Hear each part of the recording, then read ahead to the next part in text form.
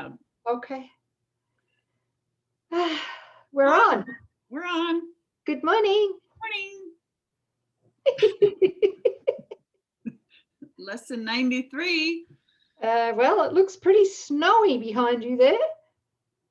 Is that snow I'm seeing? Outside, out front. Yeah, not on your couch, no. Yes. Yeah, we got 4 inches last night. It's quite lovely, little snowy winterland outside. I'm enjoying it immensely. Yeah. Good. Oh, I'm sitting here with my heaters. I've got 2 heaters next to me. Nice. One for my feet and one for the chair here. So Really? It's lovely. Yes. Oh, Yes, okay. I haven't ascended yet. Well, come on up, sis. The sky is clear up here. What's taking you so long? Come on now. There's an old saying that a dear friend of mine used to tell me, and that was, you get it real quick after a while. Yeah, that's true. Okay. It's like me with the course, right? Yeah. It's all simple after 5, 6, 20 years. Yeah. So today we're going to be doing lesson 93. Yes. Light and joy and peace abide in me. Imagine if we really believed this. Mm-hmm. Like if in every moment we believed we are the light. In other words, we are the light, right? And we're also the joy and the peace, and that they not just abide in us, but we actually live out from that love, that joy, and that peace all the time. Right. And we know that we're completely invulnerable. So we're immune to the darkness of the ego thought system. Just imagine. Whoa, what a party. Okay, light and joy and peace abide in me. You think you are the home of evil, darkness, and sin. You think if anyone could see the truth about you, he would be repelled, recoiling from you as if from a poisonous snake. Oh, that's a bit rich, isn't it? Yeah. Wow, but it's true. Yeah. You think if what is true about you were revealed to you, you would be struck with horror so intense that you would rush to death by your own hand, living on after seeing this being impossible. Living on after seeing this being impossible. Okay, fair enough. Wow, instant suicide, sis. That's right. We'd want to kill ourselves. Wow, if we were to, what he's saying is if we were to stop still and go within to look upon our inner altar, figuratively speaking, that we would be struck. Yeah. Well, struck dead by horror, so intense. You've got to laugh, all right? But that's the thought of the ego, the false self. And I think it's helpful, sometimes I've taken such a deep dive into, hell, that it was necessary to see it, because until you really see it or get in touch with the intense shame that I am shame, I am guilt, I am, evil incarnate, I have done the unforgivable. And this is all intellectual level. When I saw that every death that we see is because we want it there, and that's probably more for a later date, but that when we wanted to separate from life, it was the desire then to experience death, and we see it outspread across the world, and that we wanted it there. And because we wanted it there, it seems to be there.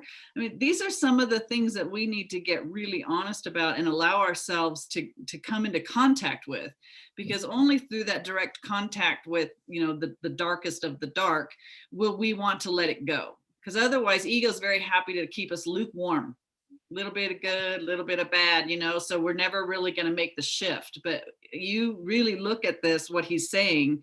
You think if what is true about you were revealed, you would be struck with horror so intense that you would rush to death at your own hand. That's a bit, You got to trust what he's saying if you haven't had a direct experience of it yet, but it's pretty horrific. But it's also happening for our good, because you want to see what it is that you are sidling up with and what it's costing before you'll change your mind. Would you say that's true for yourself? Oh God, yes. Yes. All across the board, yes. So grateful for the really bad, difficult times. Not at the moment, but I can see that I needed to experience what I did so that I would make a different choice. Absolutely. And I have to agree with you. My experience was the same. I had to go there and look upon that. But you know what? We're not dead. No. What a miracle. We survived it, and we're here to tell you about it. Okay. Thank you. Yeah, we survived. All right. So paragraph 2, these are beliefs so firmly fixed that it is difficult to help you see that they are based on nothing. That you have made mistakes is obvious. That you have sought salvation in strange ways, have been deceived, deceiving and afraid of foolish fantasies and savage dreams, and have bowed down to idols made of dust. All this is true by what you now believe.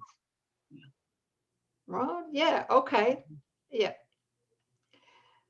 Paragraph 3. Today we question this, not from the point of view of what you think, but from a very different reference point, from which such idle thoughts are meaningless.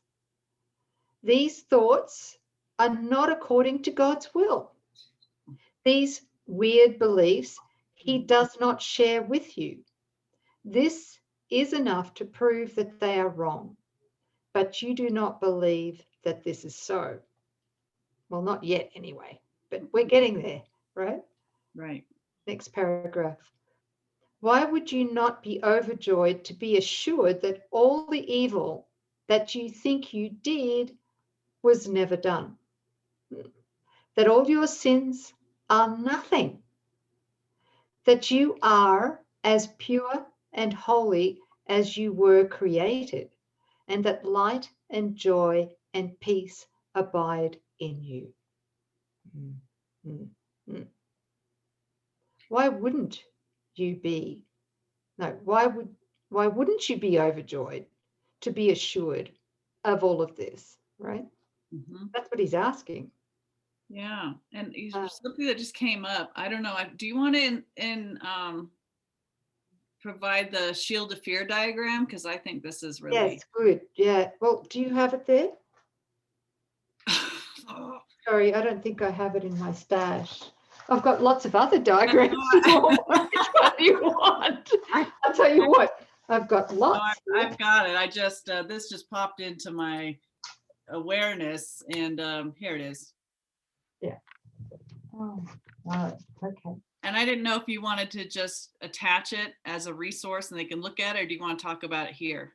Like I can share my screen. Could you share your screen? Is that okay? Yeah, hang on a second. On the fly, here we go. Here's the shield of fear diagram. We have actually brought this up before, but I think it really goes to what Sis is reading, what Jesus is talking about. Again, remember, we're identified with the center. This is the ego, mythical me. What we really are is this outer ring, the number 4, the holy self, and where we would experience the happy dream and true perception. this blackened ring is what we call the shield of fear. And the ego, mythical me, spends its whole life lamenting this shield of fear. I've got problems, I've got sickness, I've got lack, I've got conflict. I'm constantly struggling. But Jesus is asking us to look at this. And while we're sitting there saying that life is so hard, and I'm really, a pile of crap. I'm guilty. I'm worthless. We all have this deep shame and unworthiness running in the bunker, and we think we don't want it. But without this ring of fear or shield of fear, what would happen? What we think we are would make contact with the light of what we are, and mythical me would cease to exist. So he's saying, you guys think that this is really what you are, and you think that if God saw what you have, think that you've done, that you would be punished. But really, guys, what you're truly afraid of is that when you finally figure out what you are in truth, the dream has to go.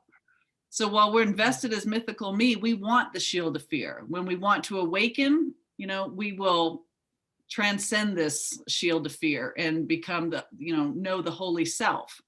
So light and joy and peace abide in you as your holy self. And this mythical me is the belief that you are the antithesis of those, hell incarnate. And it's that shield of fear that protects that belief.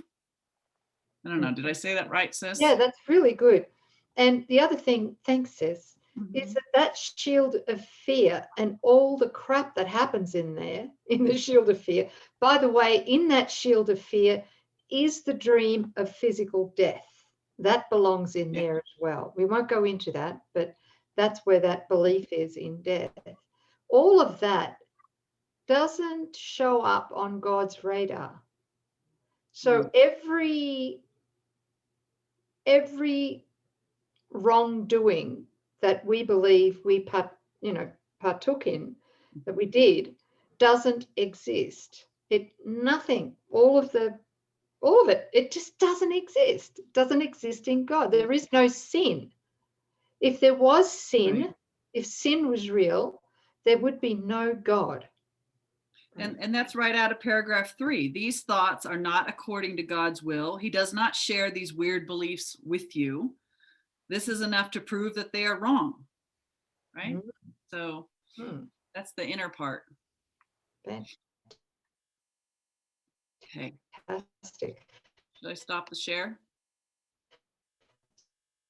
So our job here, no, right? Yeah. Thank you. Yeah, thanks, sis. You're good? Yes. So I think you're on 5. Where am I up to? We just finished paragraph 4. Well, paragraph 4, there's still another sentence or two. Okay. Why don't you start again at the top of 4? Okay. Why would you not be overjoyed to be assured that all the evil you think you did was never done, that all your sins are nothing, that you are as pure and holy as you were created? And that light and joy and peace abide in you. Your image of yourself cannot withstand the will of God. Whoa. Your image of yourself. Yes. Mythical me, the false self, cannot withstand the will of God. You think that this is death, but it is life. You think you are destroyed, but you are saved. So what is destroyed and what does die? The black ring. Right. And the self that right, needs the black ring of sin and guilt and fear, right? Right. To sustain itself. Nothing real can be threatened, and nothing unreal exists. So what you are can never be destroyed or diminished, but what you thought you were is going to be discarded in the light. Or subsumed by the light, right? Subsumed by because the light. Yes. What we think we are as the ego and the body is darkness. Mhm. And so the more we're open and willing to see and be the light, Mhm. well, the light subsumes the darkness. That's what happens. It Yes. just kind of evaporates, right? Right. And we won't know that joy and peace abide in us absent this light, which we've been talking about now. Yeah. Okay. Paragraph 5. The self you made is not the Son of God. What?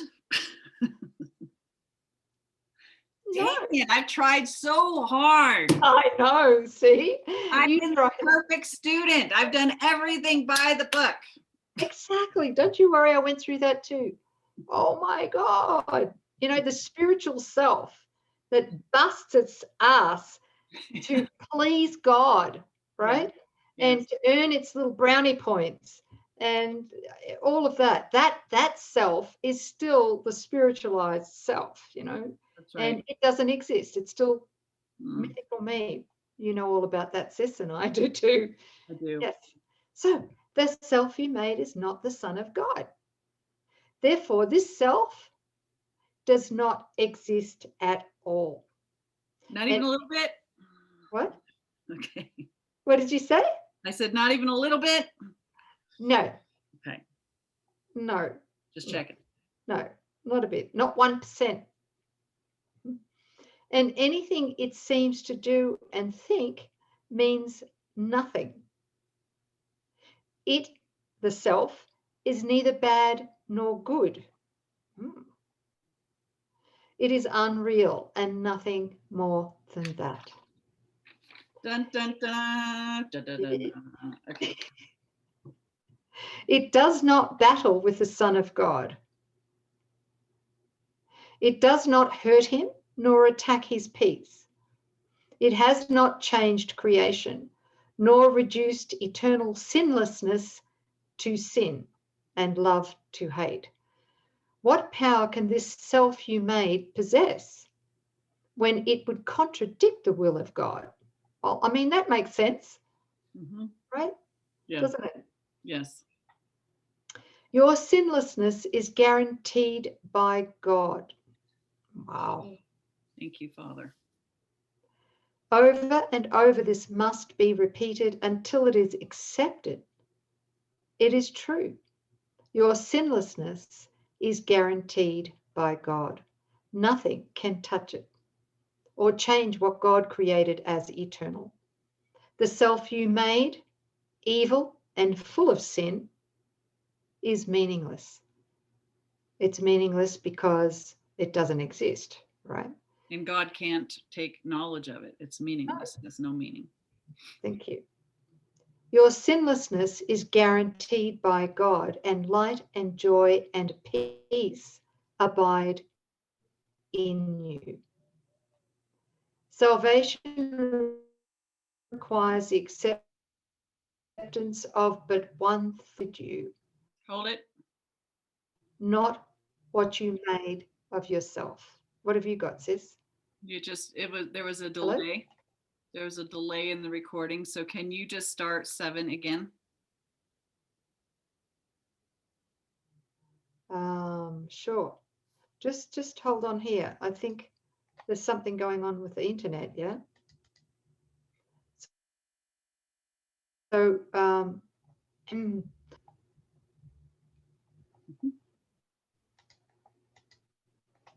can you hear me? Yes. Am I on? The Yes? the audio's Am I delaying. here? Or The audio's delaying a little bit. It's a little dragged.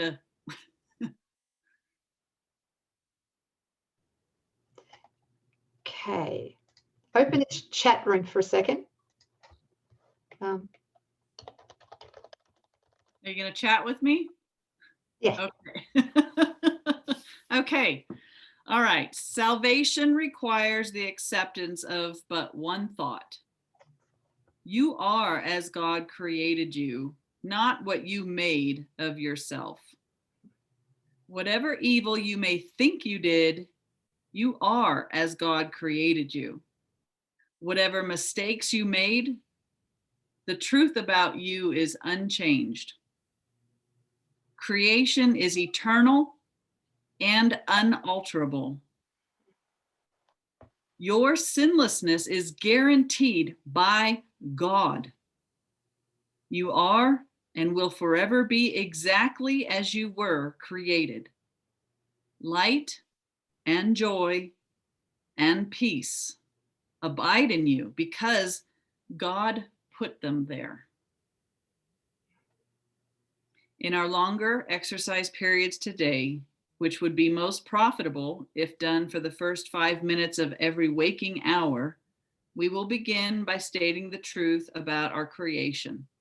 Light and joy and peace abide in me.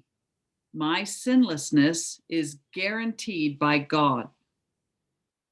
Then put away your foolish self-images and spend the rest of the practice period trying to experience what God has given you in place of what you have decreed for yourself.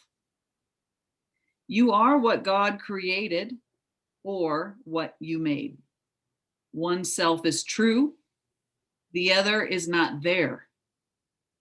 Try to experience the unity of your one self.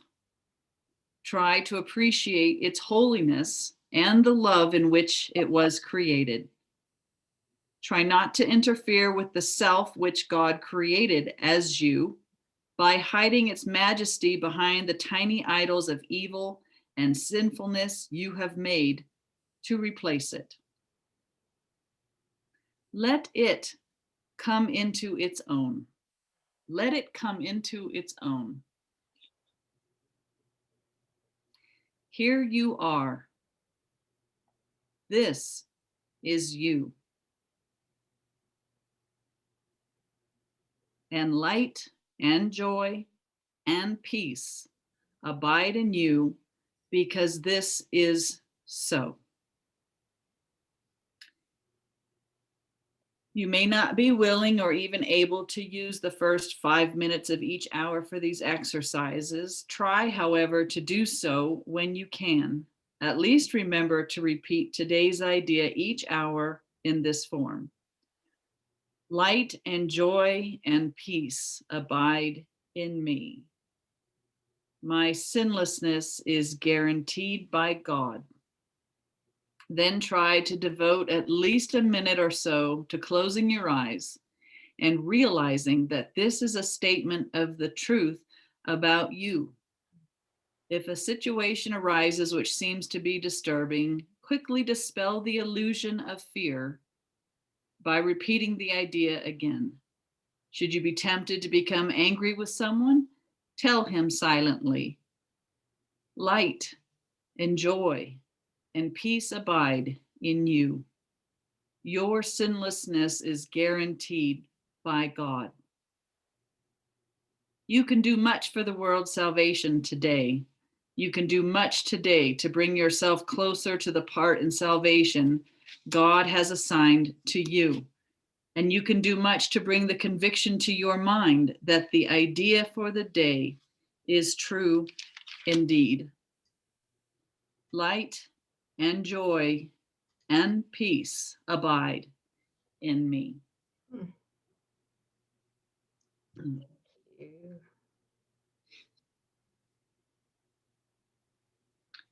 Well, that's just lovely beyond words.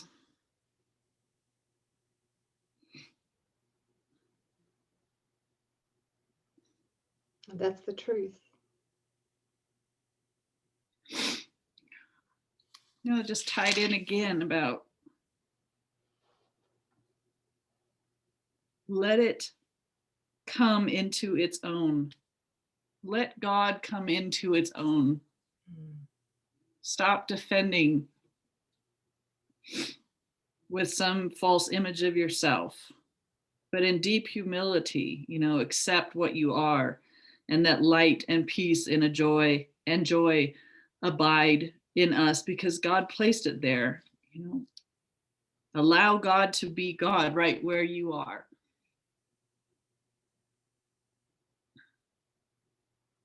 How holy. And when we accept it deeply into our heart, we accept it for everyone. Yeah, this light's going to grow as we share, and we're willing to. I insist on being witness to the light and the peace and the joy that abides in my brother, because it's there to behold. Yeah. Thanks. Thank you for that holy instant. Thanks, sis. Thank you.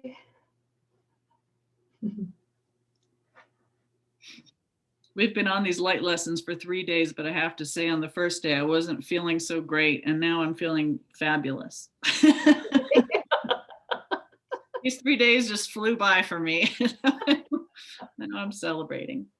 Oh, beautiful. Thank you. I'm celebrating with you. Yeah. Thank you. Thanks, Holy Family. Thank you. We love you. Very much. Yeah. See you next time. Bye.